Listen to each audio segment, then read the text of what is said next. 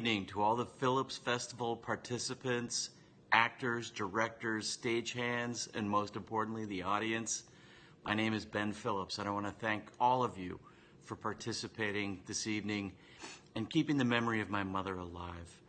My mom, Leslie, loved the theater more than anything in her whole world, and I just think it's tremendous that all of you are keeping this alive and just making theater great and exposing this to more and more students and continuing to keep the legacy alive. It's unfortunate that myself and my sisters can't be available this evening. I would have loved to come. Tried to act once, not so good anymore, but I just wanted to say thank you to everybody and have a great evening. God bless.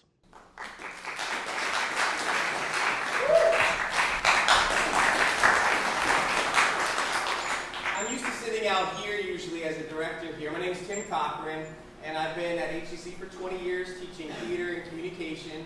I just want to first of all welcome all of you to tonight's performance.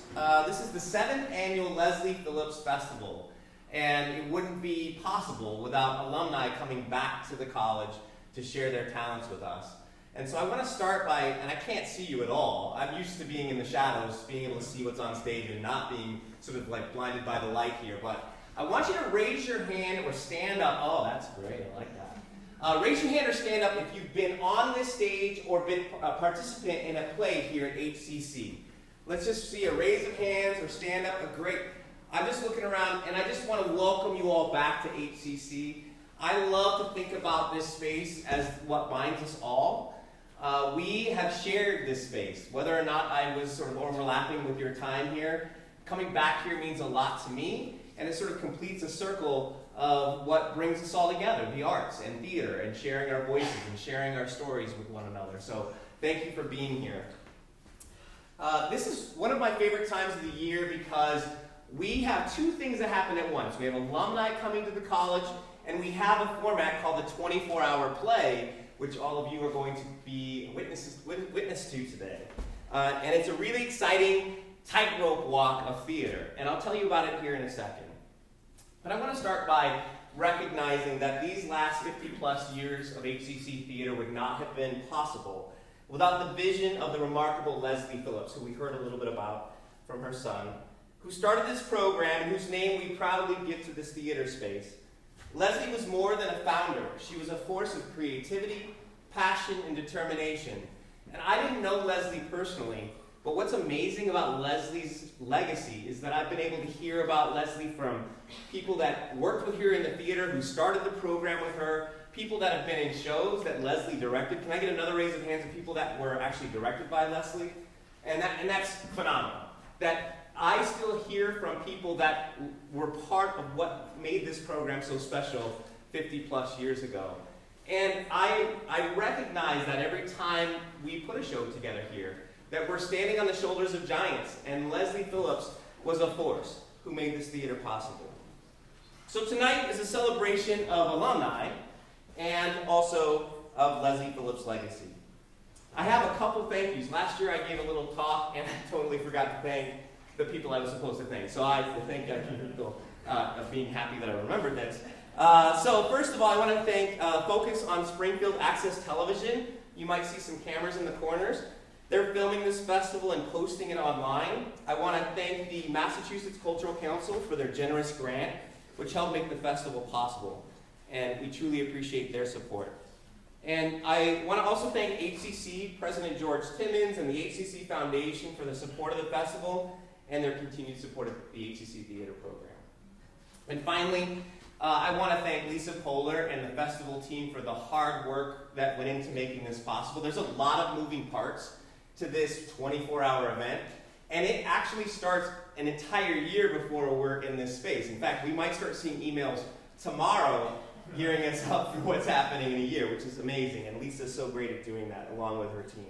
So thank you for all that.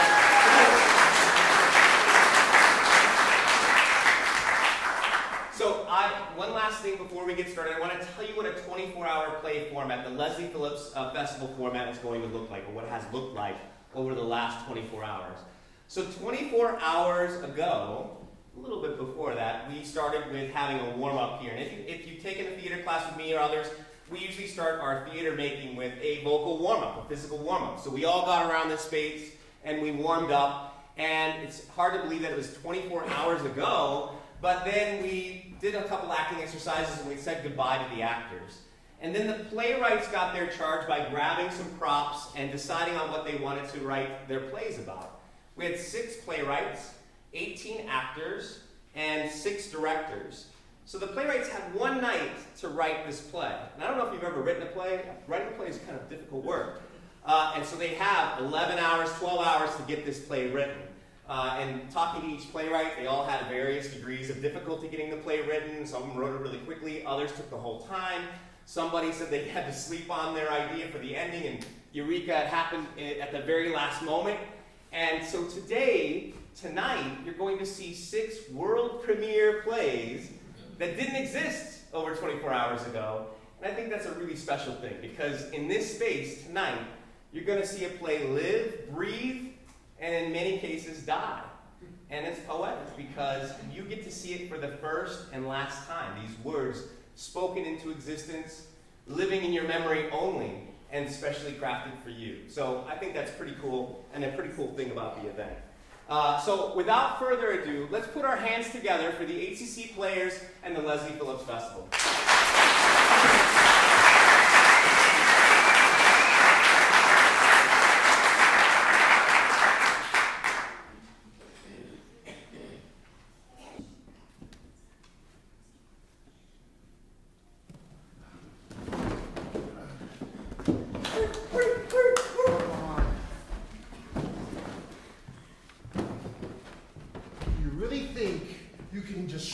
Here and receive a hero's welcome.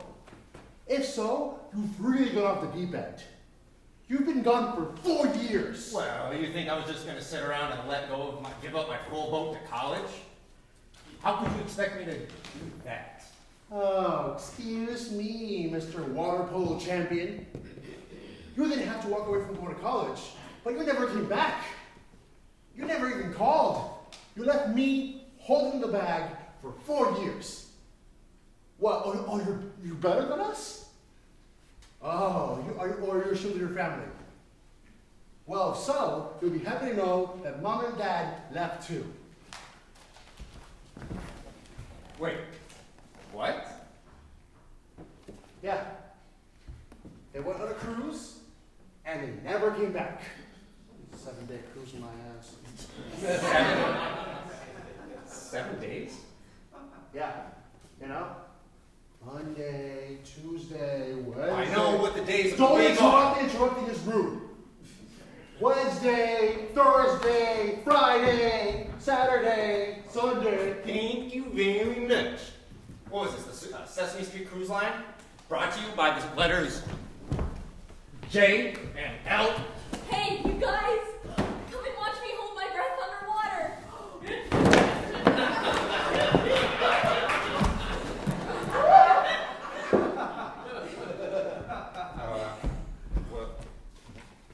Wow, why is she acting like this? So why is Celia... Why is she acting like that? What are you guys talking about? Get it? Water are you talking about? Why don't you go say hi to your little sister? Your name is Patrick. No. My name is Finn. Your brother? Do you not remember me anymore? Nope.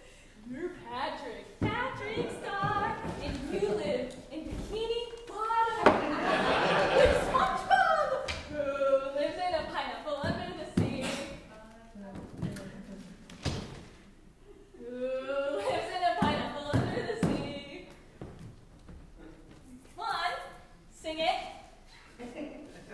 Sing it or pay the price, brother. Who lives in a pineapple under the sea? Oh, not that.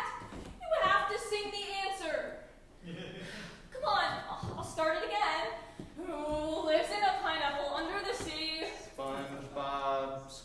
pants. Yeah, you got it. See, I told you that you could do it. Oh no, Flipper! Watch out! It's the Lake Ness monster. Somehow, he escaped from the lake and made it into the ocean. I think we're gonna need a bigger boat.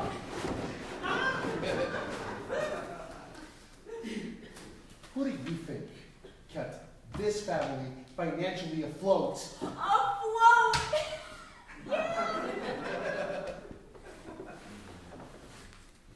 She's like this. All day, every day. She acts like she's in the ocean. We live in Iowa!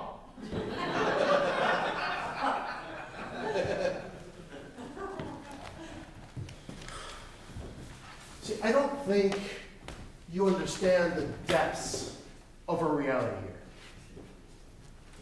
She doesn't even go to a real doctor anymore. We have a friend called George Costanza. Yes, that's his actual name. And he actually is a marine biologist. He gives her regular checkups. And when she behaves, he tosses her sardines and she eats them. Well, I can't always afford sardines, so I keep the cabinet full of Keebler goldfish. When she gets upset, I toss foam blocks at her like they're fish, and she pretends to eat them. Celia, hey, look, fish! Oh, it was a good deal.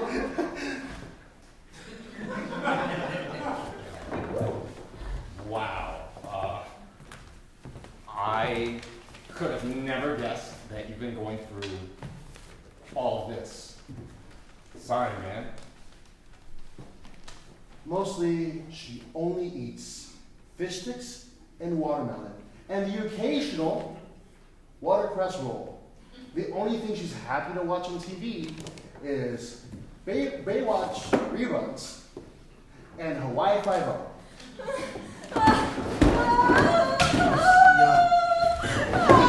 See, hey, it's okay. No. Fish. Watch out! I'm gonna get you with my harpoon. Whoa! I mean, I don't really need a harpoon, but a six-pack. If you don't mind, I'd like to try something I learned in psych class in college. No problem. Go ahead. Hey, Celia, are you a seal? Then snap out of it! You knucklehead! Great job. You're the knucklehead. Go. Hey, Celia. Look, it's Flipper. It's your best friend.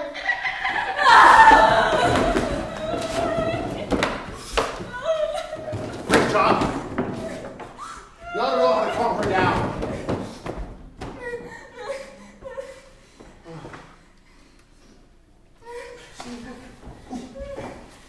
What? Here, fish. What else was she now, huh? Light! Oh no, honey. I can't do that. Light! Light! Why? You have no idea what you've done.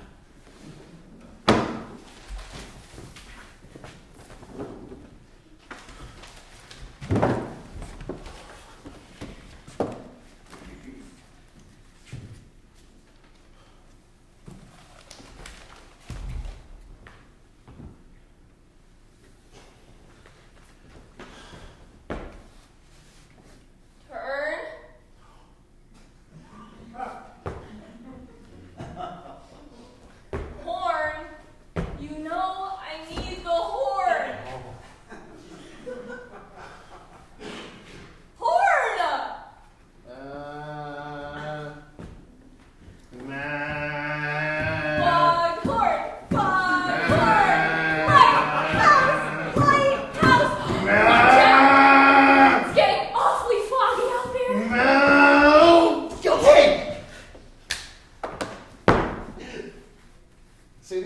Honey, I'm gonna go to the gallery and make some dinner. Okay? Yeah?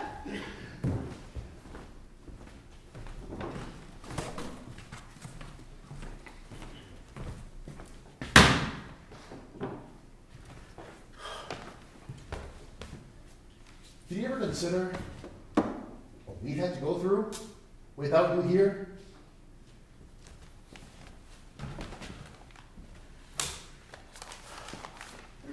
Do you even care?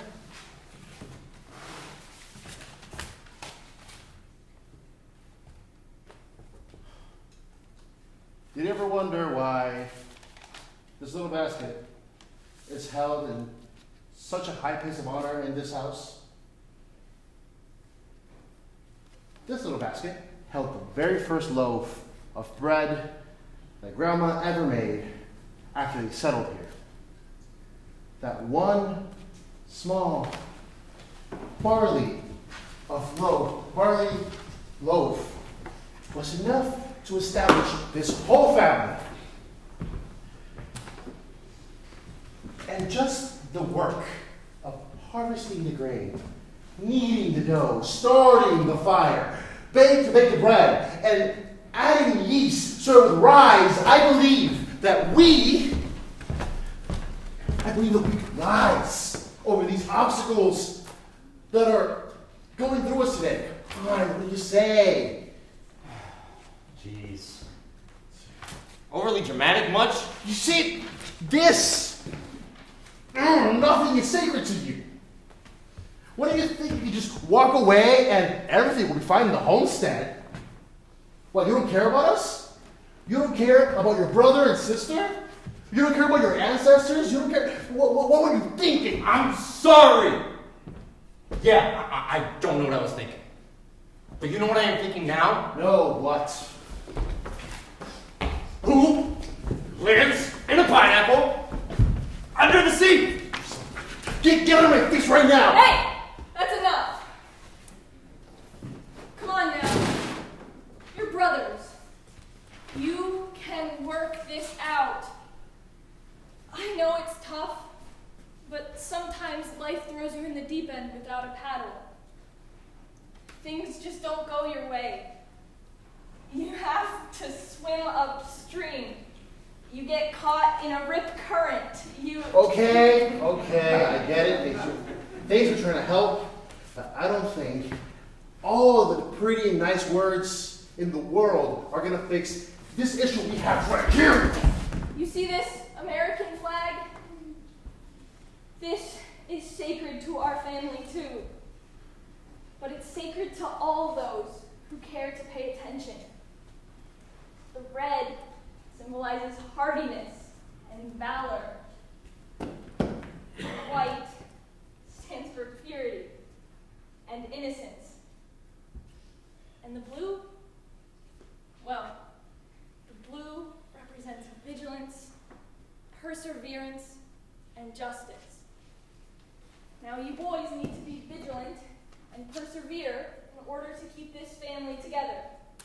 Don't you dare forget why this flag, this small little piece of cloth stapled to a tiny stick, is so important to this family.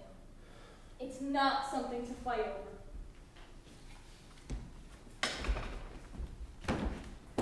When our great-grandparents swam to America, came to America, they had a dream of living on solid ground. The only waves they wanted were amber waves of grain. That's why we're surrounded by millions of acres of nothing but corn and wheat. We are proud to say that we live in Iowa. And that American flag... Okay. Let's not go down the flag road again. Quit while you are ahead, young lady. But, good pep talk. Thank you.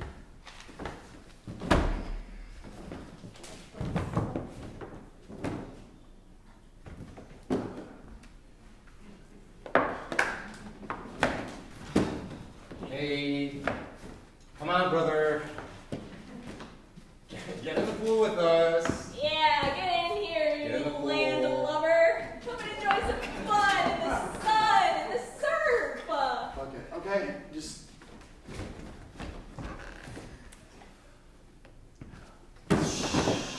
guys are all wet now. Maybe life under the waves isn't bad at all. This is a watershed moment. Ha! Ha! Under the sea. Under the sea. Under the sea. Under the sea. Darling, it's better. Now Where it's wetter. Take it From me. Take it from me.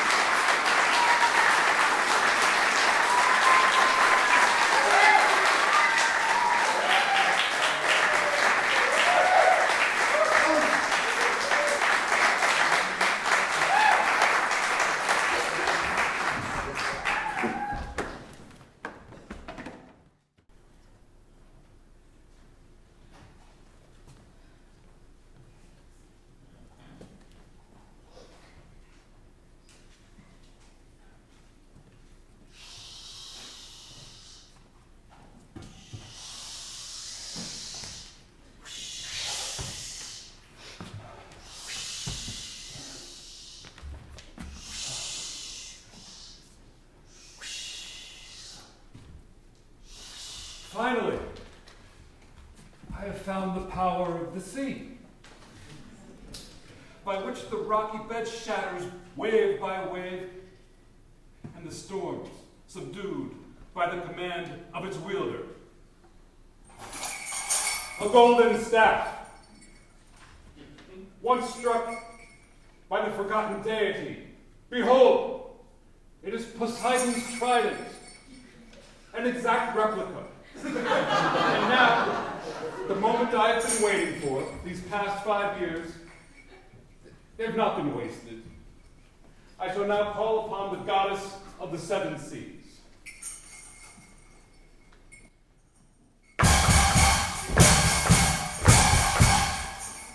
Poseidon, god of the sea, hear my call and come to me. With your trident strong and true, I ask for a wish to come true. When I ask, I shall receive the goddess of the 7 seas. Sea! Oh! Oh, to your beauty, great goddess. I am pleased to be amongst your presence. Sea! If I could ask your wisdom, how may a humble fellow such as myself find happiness? Sea! Ah, yes. You've done it. Yeah, that's completely right. It's not what's within, but what I see in others that will bring me inner peace. Sea! You say see a lot. Sea! You have trouble saying other words besides see. Sea! I can fix that for you. No!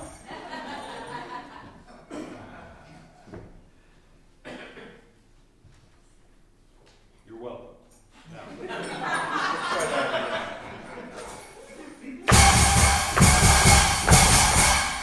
Poseidon, god of the sea, heed my call and come to me with your trident strong and true.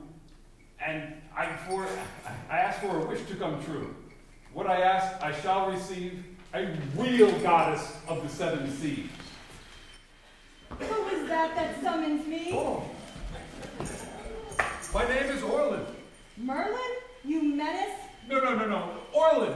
O as in octopus, R as in rain, L as in lemonade. I get it. I am the goddess of the Atlantic. A as in abscess, T as in tyrant. Okay, I get it. No need to continue. What do you require? I've lost something. Go on. My wife. She went missing 5 years ago.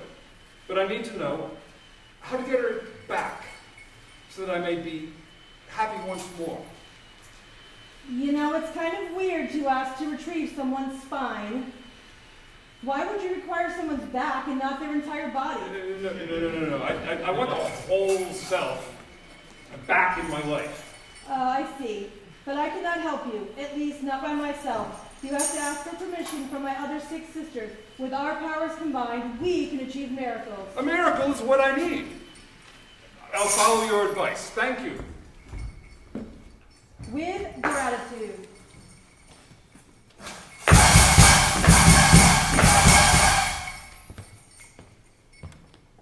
Poseidon, god of the sea, hear my call and come to me. With your trident strong and true, I ask for a wish to come true. When I ask, I shall receive the next goddess of the 7 seas. Oh, yes, Are you a goddess of the 7 seas? yes. Which sea? The Pacific one. The specific one? The specific one. Why did you awaken me from my slumber? Well, I came to ask your permission to use your power for a miracle. A miracle? What is it you seek with my father's nearly identical trident? Bring someone back to me. I'm not the goddess of retrieval, and I will not be ordered around to serve a human, at least not without a specific reason. Specific. Specific. You humans are all the same. I'm returning to my slumber. Whoa, wait. Find another goddess. I do not wish to offend. It is my wife. She went missing so long ago, and please, help me find her. I see. I shall grant you this miracle with the help of my other sisters, but I caution you, human. What are you really searching for?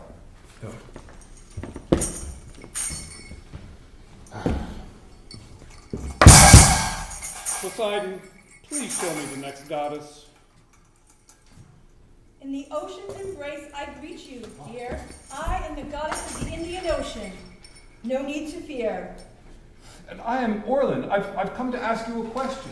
Ask a question and I shall answer. What is it you seek, master? I'm no master, but a humble fellow on a quest. I need your permission, along with your other sisters, for a miracle. I do not grant miracles with ease. Tell me, why should I help thee? Oh, please, you and your sisters, you can work together. Surely it would be easy for you. You see, 5 years ago, the love of my life left for, I don't know, an adventure. And she sailed off in search of finding herself. I'm afraid she lost her way, and I have been searching for her ever since. O mortal, tell me, do you seek the truth? Are you prepared for the weight of your wishes' proof? Well, I seek forgiveness. If it is forgiveness you seek, then I shall grant your desire, but my power is weak. With my sister's permission, we shall speak.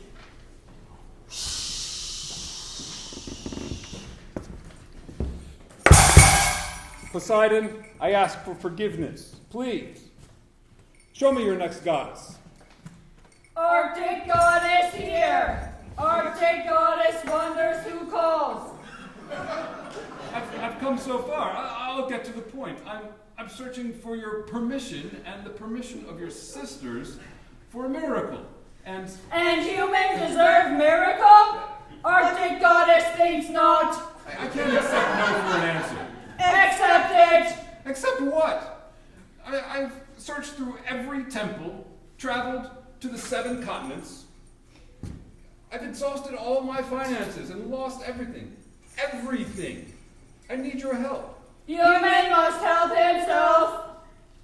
What must I do to console you? Miracle not love. Miracle not memory. Miracle not joy. If human want miracle, Arctic goddess will permit. Human, will miracle complete you? Yes, it will. Arctic goddess not approve, but human will take anyway. Please help me. Arctic goddess permits. Human, be careful.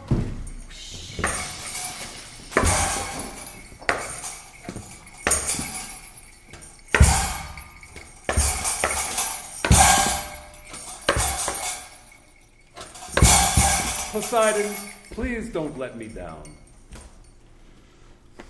Hello, Oh. Orlin.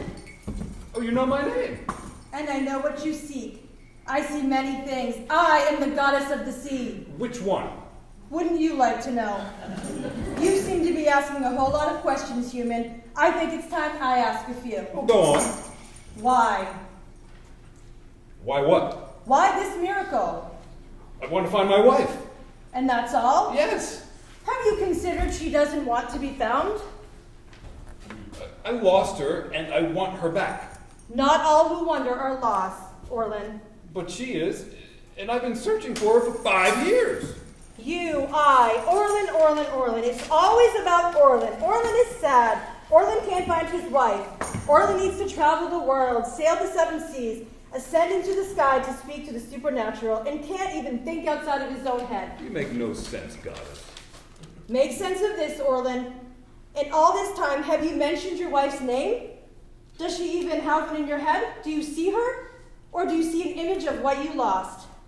I see her. I see her. I am the goddess of the sea, and I see many things, and I don't see her in your head. I see shells, but no Sally. I need your permission to bring her back. When you remember her name, I will grant you permission. See her, Orlin. See her for real. Please, no. I can't fathom, I can't do it. I didn't do anything wrong. What did I? Maybe.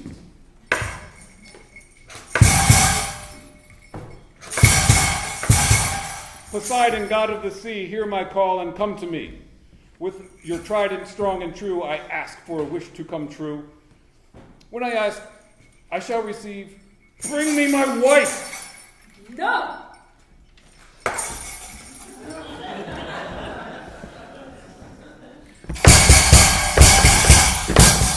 Bring me my wife! Bring me my wife! Give me back my life! Yes?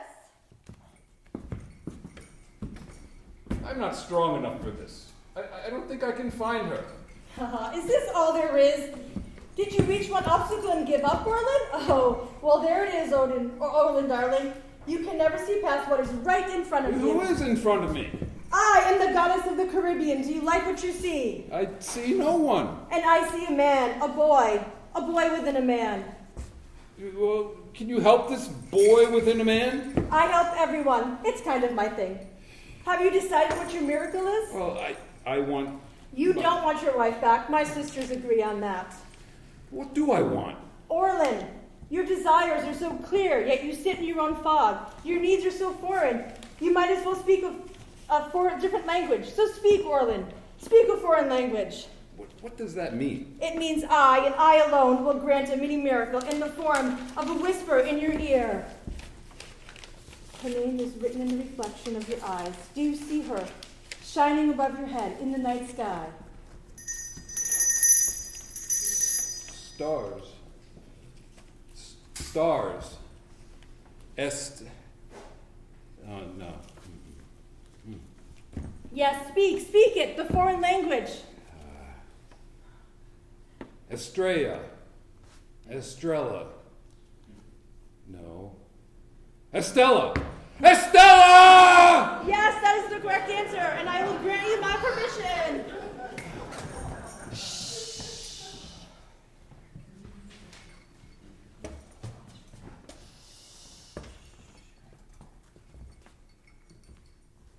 So have you discovered her name? Oh, yes, it's Estella. And what is in her name that makes it shine so? What? What's in her name, Orlin? The stars, the moon, the night sky, the uninterrupted sky, the planets. When I think of Estella, I think of infinity, eternal shine in my darkest nights. She is my North Star, pulling me forward through the thick of the sea. I see how she drifted away. But storms can't hide her shine, and dreams can't imagine my pain when I lose sight of her. She is not an image in my head. She is God. She is goddess, and I permit you your miracle. These are for your memories.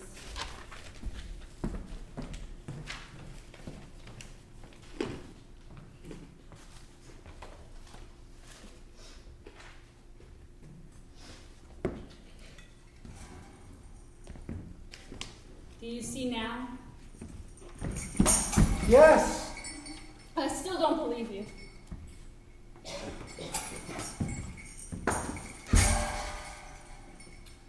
My only crime is never being able to see past my own importance, my own dreams, my wants, my needs.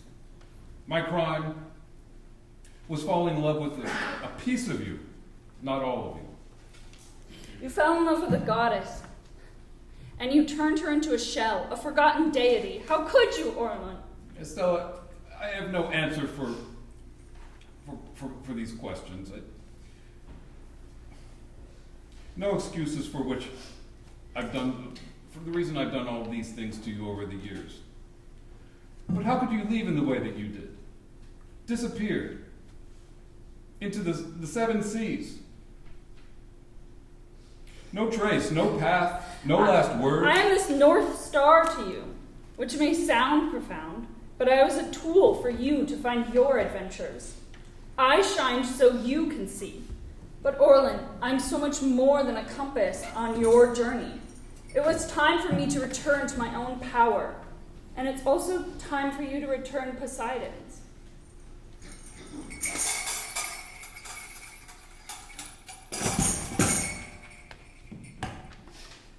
I never stopped looking for you. And now that I've found you, I wonder if I ever told you how much I do care for you. I felt it. All the goddesses told me. And I've seen you. For 5 years and more, I've seen you. But you need to see me now. I see you. Orlin, it's time to say goodbye. Just one more question. Before I give up Poseidon's trident, the exact replica. Yes, of course. This may not be the fairy tale ending that I expected, but can we still find happiness going our separate ways?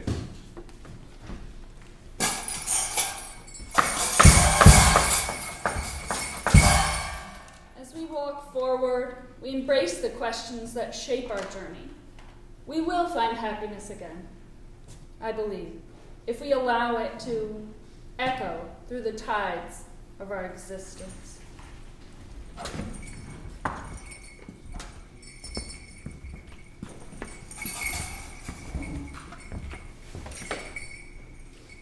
I see you. And I see you.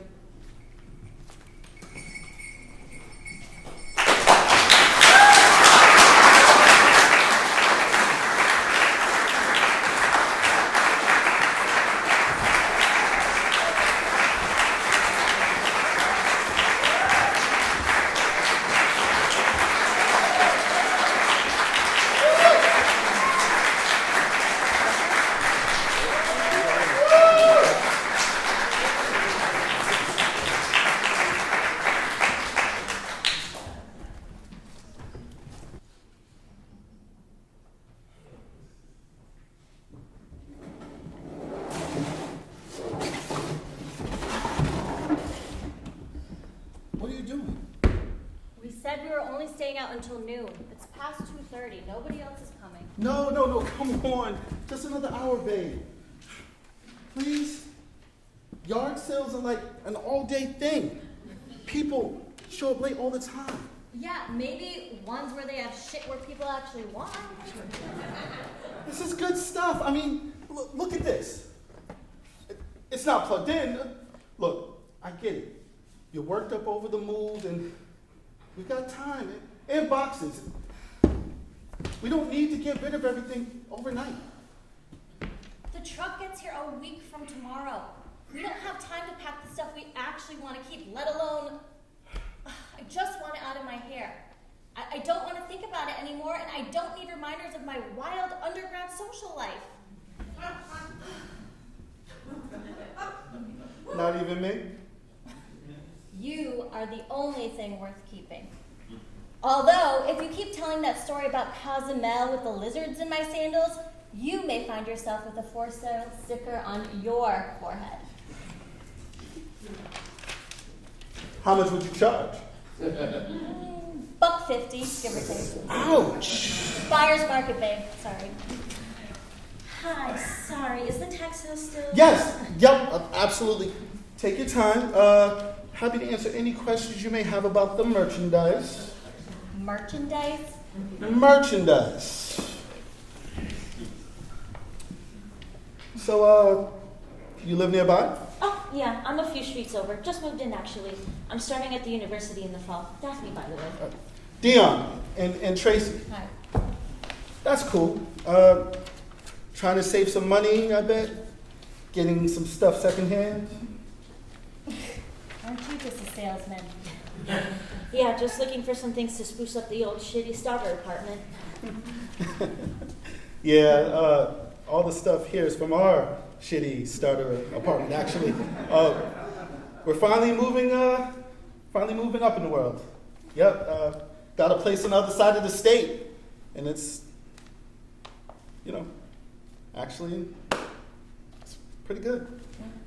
Yeah, that sounds nice. Yeah, it's got a yard and everything.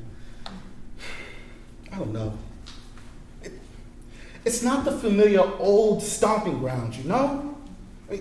We spent the last 7 years here. We started as freshmen and then we stuck around ever since. Saving and planning to get to this point. You don't sound too happy about it. Are you kidding me? This dump is falling apart. We're lucky we haven't been buried under 8 feet of rubble from the brickwork caving in. Or been possessed by the tuberculosis ghost. Yeah. But I'm sure none of those things are happening where you're living. Wait, Dion, I thought you were happy about this. I mean, we've waited for so long. I have. We have. And I'm not happy. I just miss the way things were, you know? Like the spring talent show, our fully choreographed Village People melody, minus the racial stereotype. Yeah. Or, your student teaching semester. You made this for your class. Your professor kept the puppets you made because they were so good, she wanted them as an example. Your beautiful little Mr. Rogers puppets that weren't creepy at all. Hey, Mousy Whiskerton got a standing ovation from 15 4-year-olds, okay? So, how So about did that? the Wiggles, babe. It's hard to let go of things that are so formative. I totally get it. Moving out of my hometown was a major change, and I still don't even feel ready for it, even though it's already happened. Now, tell me about this. Oh, no. That you definitely don't want to hear. Come on. The girl asked politely. No. Oh, it's Daphne. Oh, please? Well, it was our homecoming banquet, and Tracy was the only one with a fake ID, so we got her all dressed up like it was her bachelorette party, right? A plastic tiara, cute dress, and this. And she was for sure playing the part. It was adorable. Not the word I would use, but okay. Anyway, we sent her in with this laundry list of booze we all wanted to get, right? But we were all shoveling cash into her hands, and she goes to the packing, and she busts her heel on the curb, and we're all hiding across the street, and we wanted to run over and help her, but we didn't want to blow her cover. Stop. Just stop. You just don't get it, do you? No, it makes sense. I'm following the story just fine. Look, you just met us. You didn't even meet us. You just showed up at our total bust of a yard sale, and we're trying to throw stuff away that didn't sell at our total bust of a yard sale, which we're having because we move in a week, and we won't be able to fit everything in the moving van. And you know why? Because we're only getting a moving van because this damn furniture won't fit in the back of our car. And it won't fit in the back of our car because we decided to move before replacing our piece of fucking shit 2004 Honda fucking Pilot! Which I hate, by the way, because I have been driving that goddamn car since I was in high school, and I am a goddamn adult now. And I hate my puberty mobile.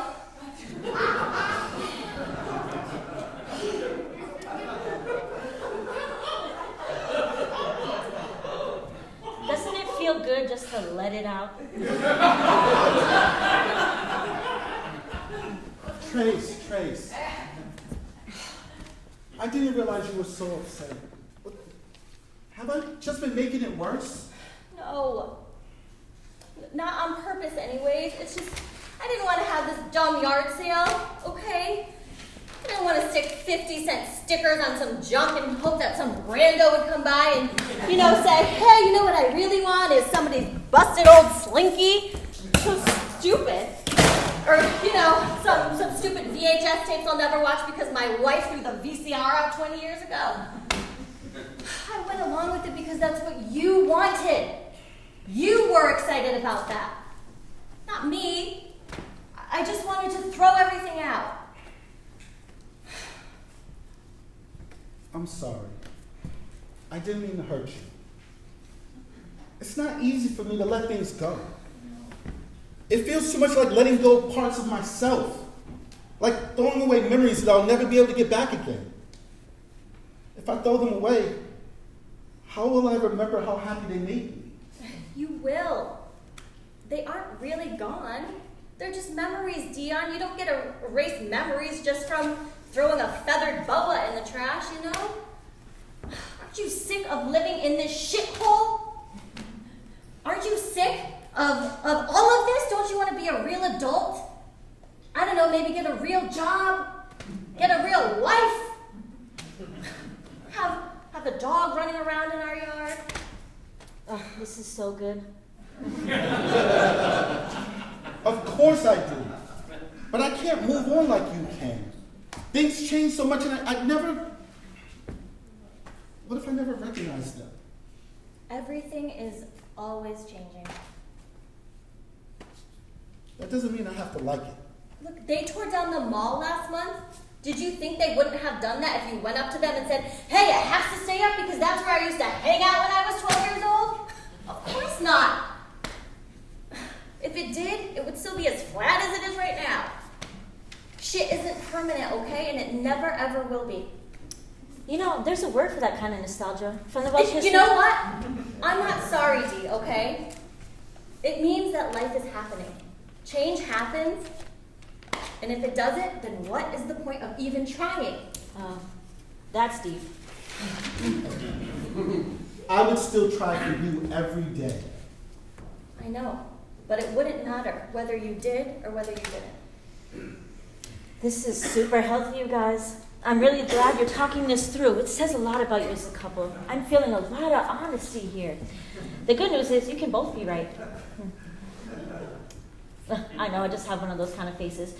Have you ever heard of the 7-year itch? What? I'm pretty sure Trey had that. So No.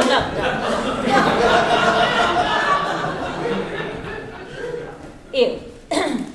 I think that's what you're going through, Tracy. You've outgrown parts of your life that you don't feel fit you anymore. You itch for something new. It's a circle of life kind of thing, inevitable, totally normal. But it doesn't mean you have to shed everything. And I get the sense that you're feeling caught up in that, Dion.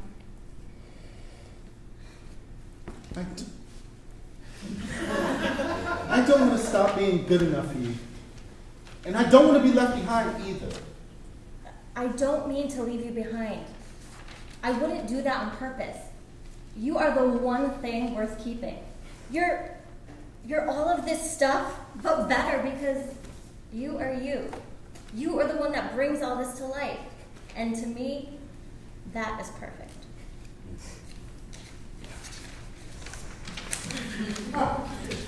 Does this feel really weird to you? Yeah, it's weird. Yeah. It's soap opera. That is just what I was going to say. Right, Yeah, right.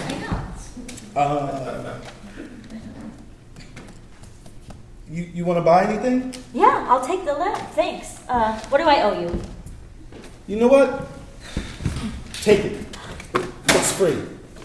We were going to get rid of it anyway. Gosh, this has been just the best day. I will never forget you two. Good luck on your move. Okay, bye. Love each other. Okay, bye.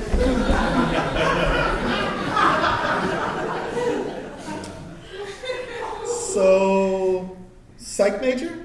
Oh, definitely a psych major.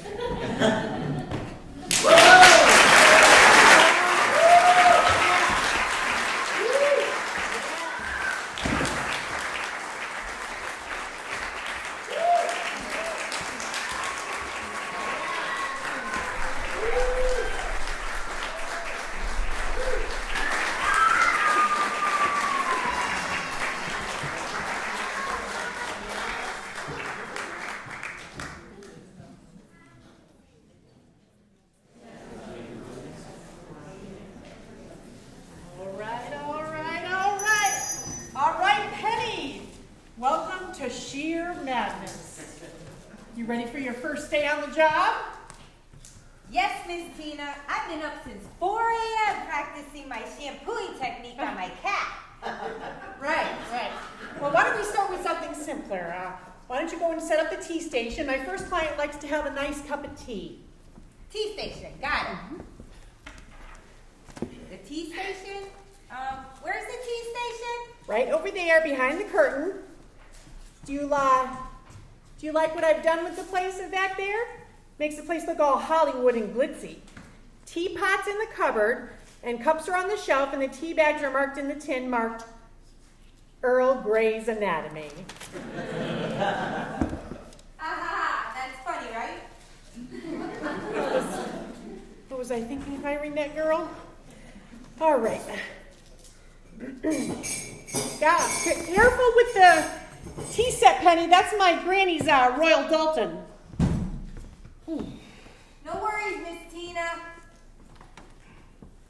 All right, no I've worries. got steady hands. I used to be a surgeon in operations. All right.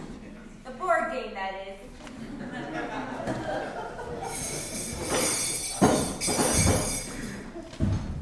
Hypothetically, how many teacups you supposed to have? 6, Penny. We're supposed to have 6. Cool. So, hypothetically, if we only had 5 now, that would be... Coming out of your first paycheck there, Penny. Got it. Oh, and hey, don't forget to turn on the open sign.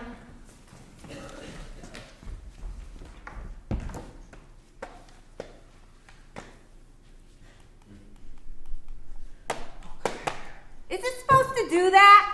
Oh, damn thing's on the fritz again. Add call electrician to your to-do list. Call electrician. Got it. All right. Our first client will be here soon. Her name is Marge. She's a regular, comes in every month like clockwork. Ooh, what's she like? Is she nice? Does she tip well? Can I shampoo her hair? I told you you've been practicing all week on my... Cat, yes, I know. Marge has been a customer for a very long time. We go way back.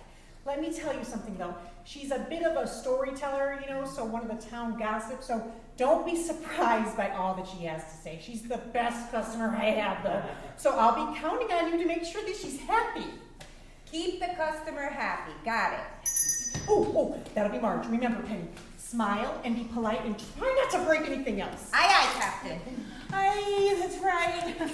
Oh, Tina, I'm so sorry I'm late. I was just so distracted this morning. Time just got away from me. Oh, but I'm here now. Good morning, Marge. No worries at all. Who's this? This is Penny, my new salon apprentice. Penny, this is Marge, my favorite customer. Hi, Marge. It's great to meet you. Love your sweater. Did you knit it yourself? Honey, we don't need to be that formal here. And yes, as a matter of fact, I did knit it myself. It's kind of a hobby of mine. I guess so. And it looks like you carried it everywhere you go. Oh my goodness, I was in such a rush this morning when I left the house. I didn't know that I still had it in my hands. Here, let me take it. No, it's fine. I might want to sit and knit. It's relaxing. It's a natural stress reliever. You don't say. I just so be happening reading this book. God knows you're stressed. Right. Well, shall we get started? Penny, put the book away, and why don't you prepare some tea for Marge? And while I get her settled. On it.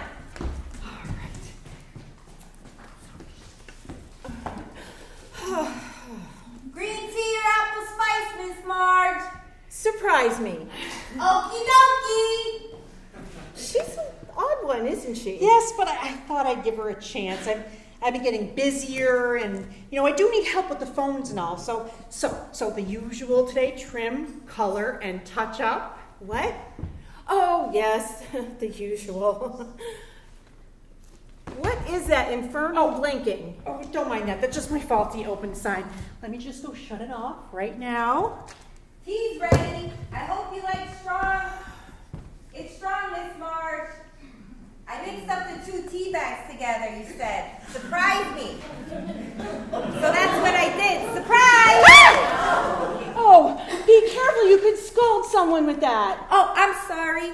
Here, just let me. Oh, wow. I'm sorry. Wow, these needles are really dirty. I'll take them in the back to clean them up. We have that sanitizer in the back where we soak the combs. Let me clean them. Here's your yarn. Penny, that's a great idea. Why don't you just go and do that? Maybe take your 10-minute break while you make yourself a cup of tea. And just leave the cup here for Marge, okay? The girl is sweet, but I know, she's like a bull in a china shop. So, tell me, what's been going on with you? What's new? not much, really. Let me think. Oh, have I told you the latest about Dorothy Stinson? You know she didn't just up and leave her husband. I heard from Delilah, who heard from Betty. That's Betty P., not Betty the librarian, Betty the church secretary, that Dorothy up and left Bob for a younger man. No! Oh, yes, she did. And you know it has to be true because Betty from the church would not lie. The other Betty, not so sure about that. But Betty P., you know it to be true. Yeah. But don't tell her I told you. Of course not. You know I can keep a secret. Ain't that the truth? So, how's Earl these days? Well, he's dead. Oh, I'm so sorry. Why didn't you tell me sooner? Why didn't I hear about this? Well, because it just happened today. Today? What? You mean this morning? Did you call me? Is my break over? No! Listen, you can't tell anyone. That's the code, right? The hairdresser client confidentiality code. Marge, I'm not sure that's no. Oh, look. I killed him. Tina, I killed my husband with those exact knitting needles that poor girl's soaking in your back room. Oh, goodness. Poor Earl. Nonsense, Tina. Poor Earl indeed. Silly old fool, just standing there nagging me to finish my knitting and make him a cup of tea. I just snapped and stabbed him with my knitting needles right then and there. Earl Grey, you say?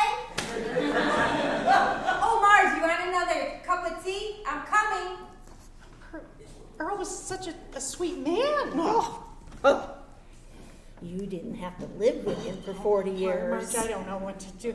I have to tell somebody.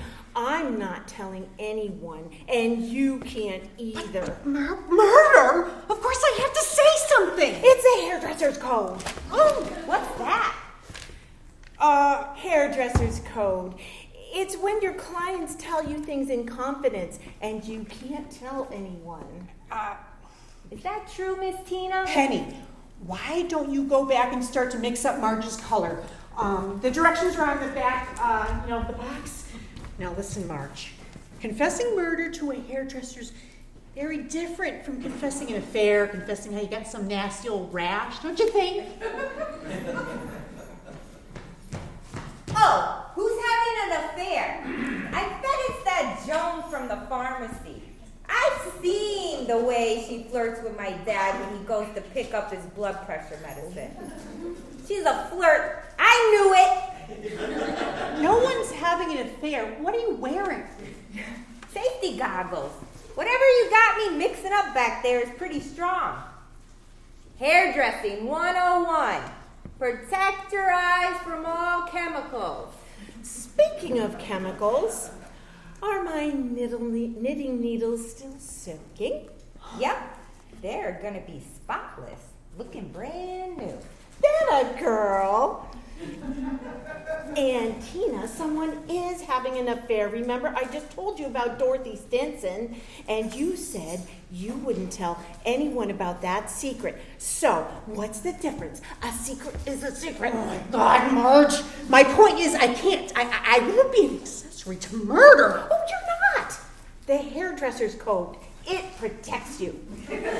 Marge, that's not a thing. Miss Tina, it sounds like you could use this book right here. I think you need it more than me. God knows you're stressed.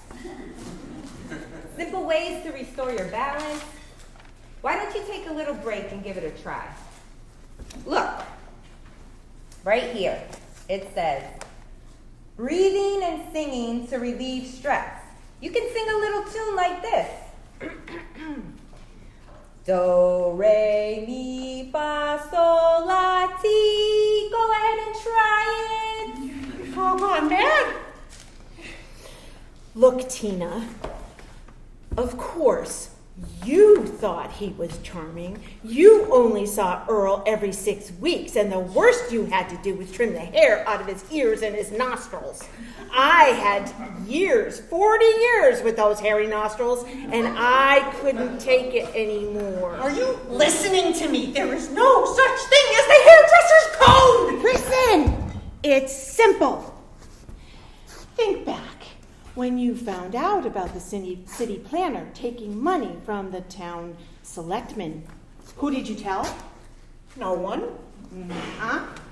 And what about the time I told you about Francine's daughter's quickie wedding and their news that the baby was coming early, which we all knew was a lie? Did you tell anyone? Nope. Uh-huh. Ta-da, nope. See? It is the hairdresser's code. I'm starting to really like you. Thanks, I like you too. Okay. So normally I don't talk about anyone else's business, but this is different. No, it's not. It's just a little bit bigger. That's all. Excuse me, just for a moment. Penny, will you get that? On it, boss. Hello? This is Sheer Madness, where we're crazy about hair. This is Penny. How may I blow you away today? Oh my God, I just got it. Sheer Madness. Cheers. You kill me, Tina. So clever. Nope, I'm not doing any of the killing. No, not me. There's no killing going on here. Oh, bikini waxes? Well, sir, we don't do that here. No, I don't think it's crazy that we don't do that here. We aren't that type of salon. Although, between you and me, some crazy stuff is happening here right now. Like just now, there's this lady here with these knitting needles. Penny, hang up right now! Sorry, I gotta go. Try the place down the street. It's called Wax On, Wax Off. Right next door to the karate studio. Bye now. OMG! I just got that one too. Wax on, wax off. You people kill me with these punny names. Penny, no one's killing anyone or is going to kill anyone or has killed anyone, right, Marge? It's just an expression, jeez. Exactly. Now, Penny, why don't you go and mix up that hair color like you were going to do for me? Oh, wait. How do you think I'd look as a redhead? Let's change it up. I think it's a perfect time for a new look. Wouldn't it be great if people were to say, wow, who are you? I don't even recognize you. Yeah. That would be great for you. Sounds like a plan. A plan I think you've had all along. Okay, well, I don't have all day. Let's get to dyeing my hair, that is. I've got to get home and start my new hobby. New hobby? Wow. What's your new hobby gonna be? Gardening. I think it's time to trade in my knitting needles for a shovel. I'm going to dig a big hole and plant some roses. Oh, wait, no. Now that I think about it, I think I'll try my hand at planting daisies.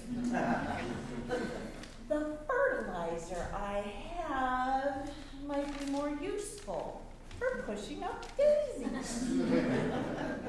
What do you think about that, Tina? Oh, my book has a chapter about gardening. And guess what? It's another great way to reduce stress. I think it's chapter 8. You don't say. Great. Can I borrow it? Sure. Here you go.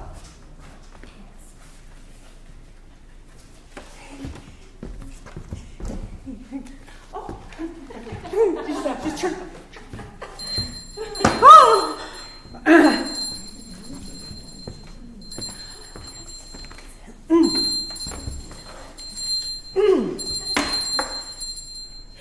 Hello? This is sheer madness. Oh.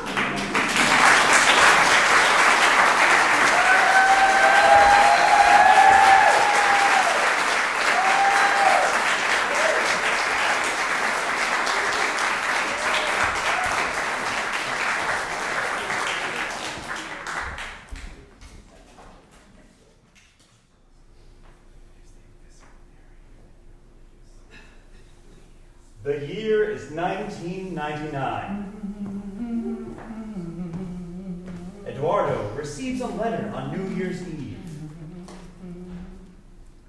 Beware of the 7 deadly sins. They await you sevenfold. Fast forward 49 years. Eduardo has fallen on hard times. A proud man of rapidly diminishing means, he maintains a semblance of dignity by operating a pawn shop in a strip mall.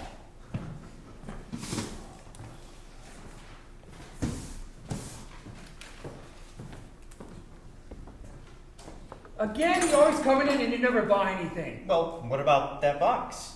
This box, we can negotiate a price, but I don't want to waste a lot of time. No, I am interested in this box.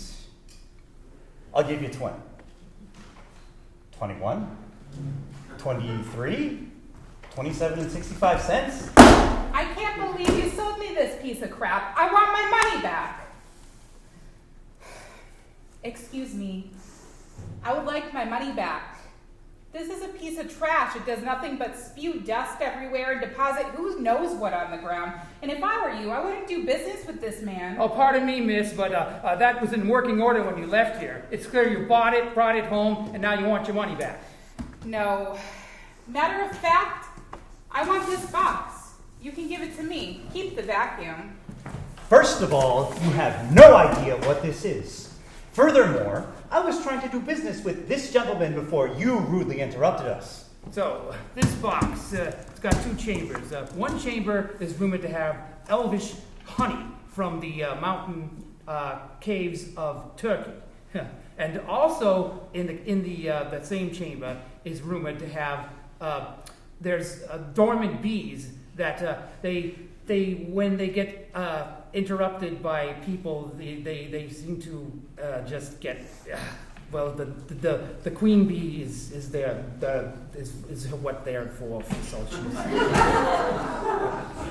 So, anyways, but it's the queen bee that they're trying to protect. All right, now in the other chamber here. Is a rumor, as the rumor goes, is a Pandora's box of 7 deadly sins, 7 deadly genies in there, just waiting to imprint on the first one who breaks the seal. It's the 7x7 curse. This is hogwash. This is nothing but a glorified bread box. And I understand. Times are hard. But you already made a mistake with mine, and now you want to bamboozle this man? Wanda, may I have a few words?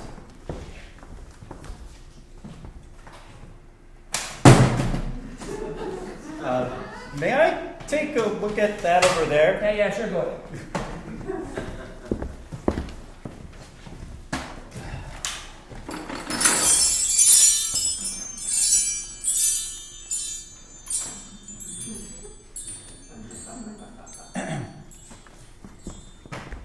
What do you make of this?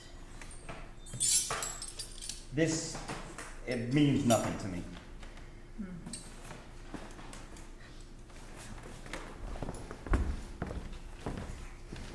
Do you see these symbols? They're musical notes.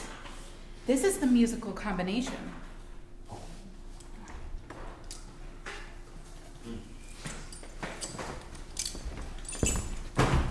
Sir, this box poses extreme promise and grave danger, the latter being of far greater consequence.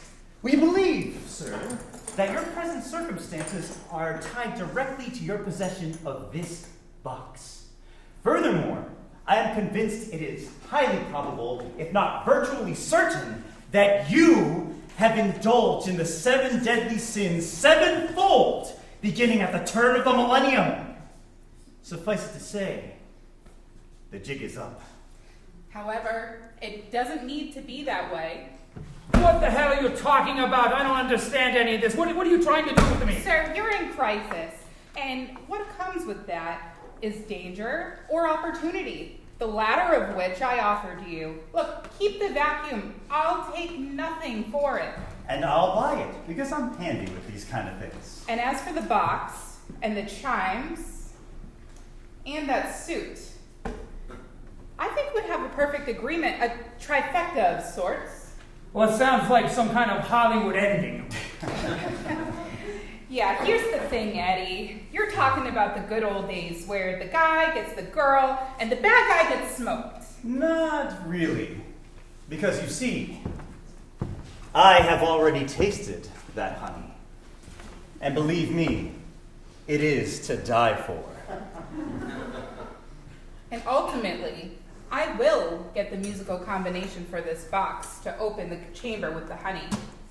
And the sins, well, they still are in there, and they play their part. By the way, do you happen to have any bungee cords? Oh! Yes. These will do nicely. You know, you're really not a bad guy. But this will have to do. And you won't get smoked.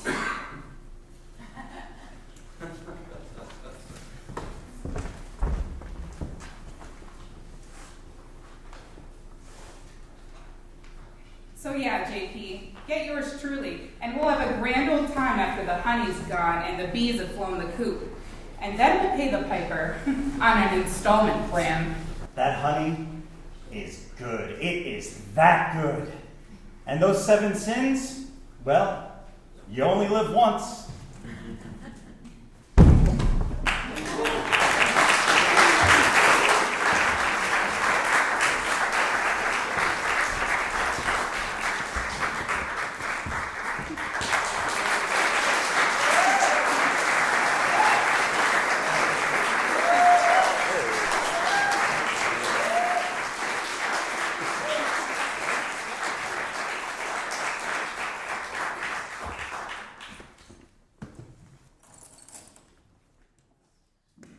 Ladies and gentlemen, please welcome to the stage, Gary Clarkson! Hey! How's everybody doing tonight? Good. I'm doing good too. I'm doing good too. Well, pretty good. Except I had this argument with my wife. Oh man. I'm sitting there in my recliner watching the game. And she comes barging in the door, right across the room, smacks me upside the head.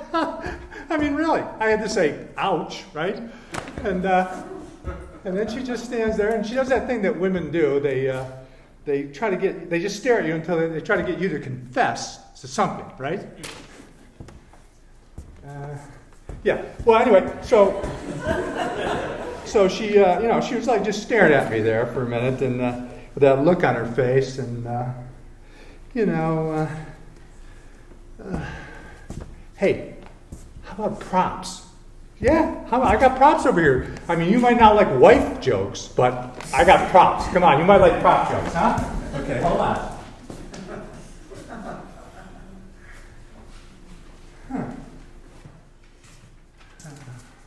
Funny story. Can't find my props, but that's okay. That's okay. What do you guys think about Snow White and the Seven Dwarfs? Huh? I mean, that must have been a nightmare for the dwarves, right? I mean, because there's nothing worse than an entitled young girl, right? Hello, gentlemen, guys. I mean, if you want autographs, Zip it, coxswain. Whoa! Hey, security. Security? Don't bother, we killed your security guards. You what? I'm just kidding, we paid them off. Oh, shit. Shit is right. You owe us a lot of money, coxswain. Hey, could you please just stop calling me coxswain? Zip it, coxswain. Look, you give us what you owe us right now, and we'll leave you be.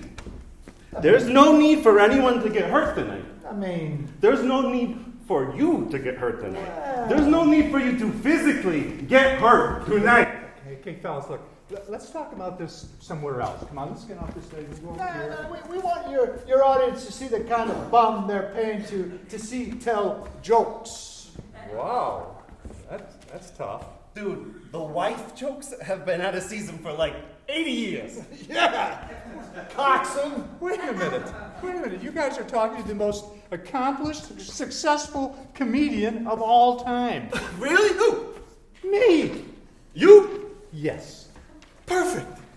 Then you must have our money then. Yeah, okay. We can continue this conversation off stage. No. You keep redirecting when we mention the money. Where's the money, coxswain? I just don't think the audience needs to hear this. Maybe they don't need to, but maybe they should. Where is our money? Do you like having fingers, Gary? Hey, are those my pliers? Well, yeah. You like breathing, Gary? You like breathing? Where's the fucking money?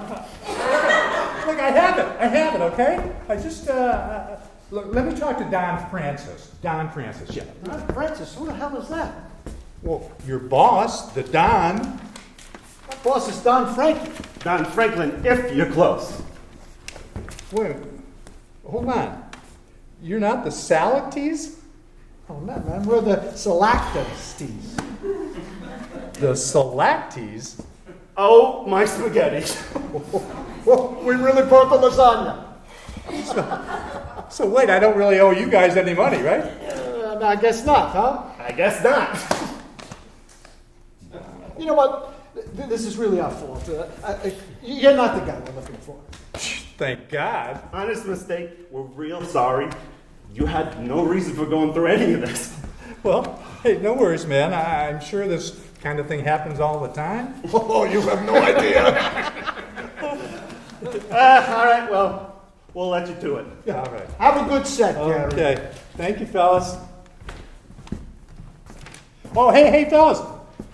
You're welcome to stay and watch the show if you'd like. Fuck no! Whoa. That was sure something. Okay, so anyway, where was I? So the other day... Oxen! Don't, fellas, what? So, we just got off the phone with the Salactes, and they told us, since we're already here, we might as well get them their money. But I thought you were the Salactes. You know damn well we're the Salactes. Quit stalling. Whoa, wait, you guys are rival gangs. Why are you helping them? First of all, we're rival families. We don't have rivals. So, I mean, you guys were... No more questions. Money now. Oh, shit. Hey, can someone call the police, please? Don't bother, we killed the police. You what? Yeah, not in relation to this. But yeah. Look, you call me coxswain one more time. Oh, hey! Look who grew some gabagools, huh? You ask me for money one more time, I'm gonna wreck your friggin' gabagools right off! Okay, but I just don't have the $55 on me. Well, right you now. better. Wait a minute. I'm sorry. Did you say $55? Yeah, that's how much I owe. So you owe the Salaties $55. Yes. Mamma mia. You mean to tell me you owe the Salaties $55? That's so spicy. We're doing this for $55. It's a me. Gary, come here. Can you do something for me? Sure. Could you please explain to me how the fuck you owe the Salaties $55? Well, did they buy you a used textbook or a pair of new Nikes? $55? Look, I'll get it back to them, I promise. No, Gary, I don't care about the money anymore. I just want to know what the hell you needed to borrow $55 for him to select these for. Well, I don't really want to say. Don't tell me it's that giant fucking pencil. Giant pencil? What fucking pencil? Thomas, would you mind?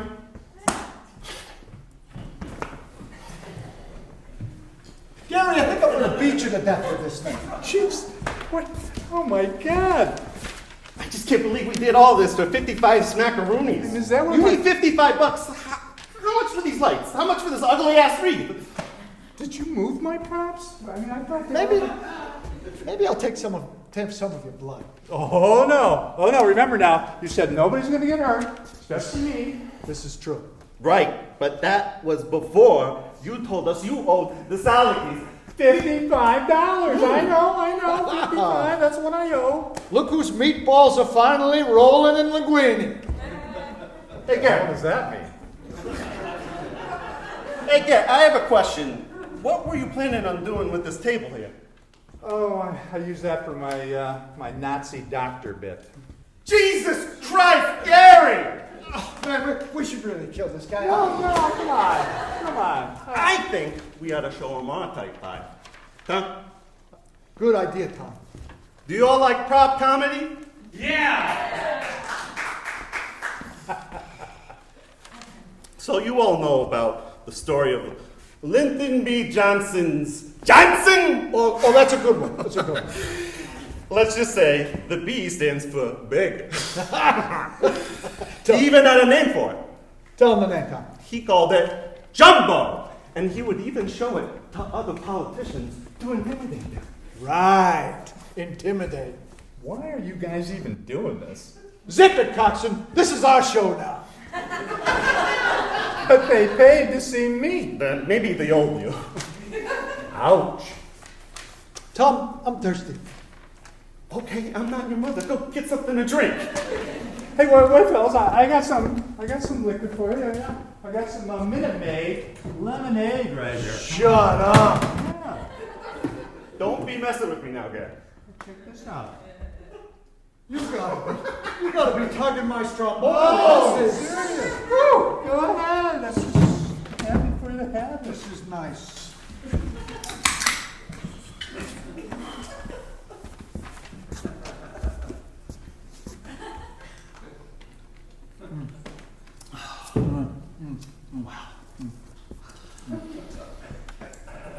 You know what, Gary? I feel way more relaxed. Why don't we all sit down and talk like civilized people? Well, that sounds lovely. Say, you know, this is a nice tablecloth. How much it cost you? $55? Hey, I'm supposed to be the funny one. You know what, Gary? Yeah.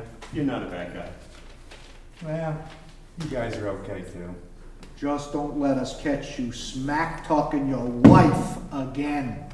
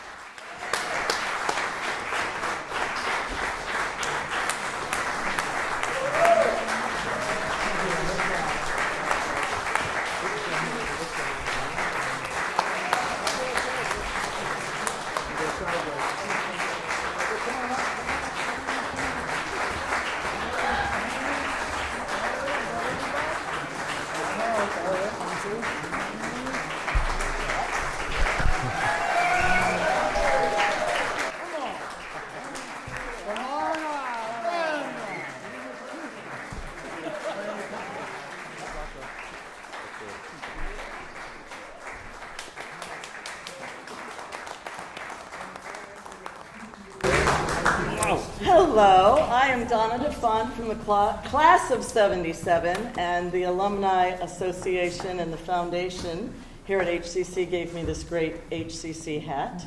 I want to thank you all for coming tonight, and I hope you enjoyed this as much as we all did. Be sure to join us next year, September 27th, for Festival 2025.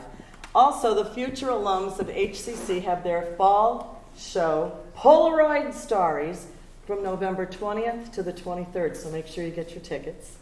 In order to make this special night happen, we need to thank so many people. The festival team, Denise Boutin,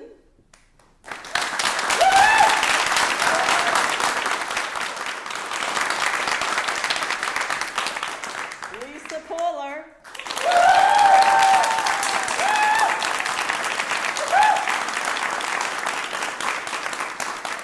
Terry Adams,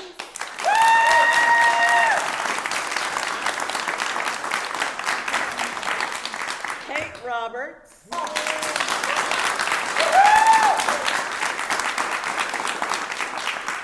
and Sam Falsetti.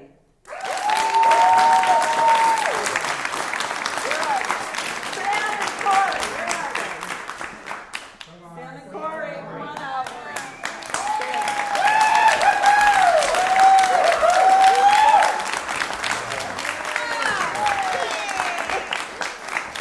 The little baby girl who's been on this stage.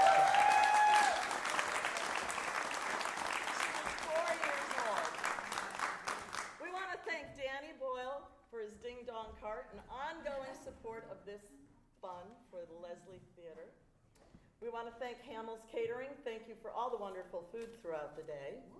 So we are so glad to have you join us for another wonderful event celebrating creative chaos and the magic of live theater. Please, please donate to the Leslie Phillips Fund out in the lobby.